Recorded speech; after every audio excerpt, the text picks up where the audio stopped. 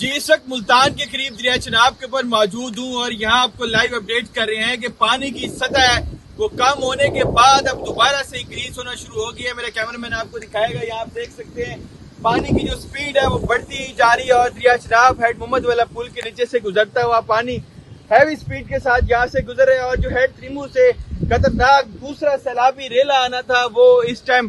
ملتان پہنچنے والا ہے اور اس کی سطح کے اندر بھی مسلسل اضافہ ریکارڈ کیا گیا ہے۔ اس ٹائم پانی کی جو سطح ہے وہ 412 کراس کر چکی ہے۔ پچھلے کچھ دنوں میں جو گیج کے اوپر سطح گئی تھی وہ 414 تک گئی تھی اور اس کے بعد پھر 412 سے بھی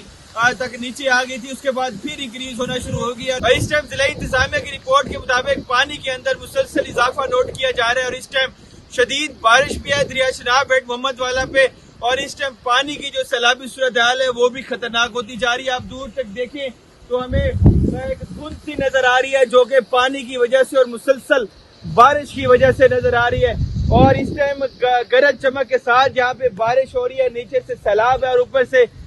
شدید بارش ہے۔ اس ٹائم آپ کو لائیو اپڈیٹس دے رہے ہیں ملتان ہیڈ محمد والا کے قریب جو پانی کی سطح ہے اس کے اندر اضافہ ہوتا نظر آ رہا ہے، اس کے ساتھ ساتھ بارش بھی ہے۔ دوسری جانب آپ کو بتاتا چلوں کہ ہیڈ محمد والا جو روڈ تھا اس کو اوپن کر دیا گیا ہے نارمل ٹریفک کے لیے۔ ہیوی ٹریفک ابھی تک گزرنے کی اجازت نہیں ہے مگر بائکس گاڑیاں اس کے ساتھ ساتھ ہائیسٹ ویگن تک یہ ابھی روڈ اوپن کر دیا گیا ہے اور ابھی بتایا جا رہا ہے کہ خطرناک ریلا ملتان پہنچنے والا ہے، وہ کل تک اگر پہنچتا ہے تو پانی کی جو سطح ہے اس کے اندر مزید بھی اضافہ ہو سکتا ہے۔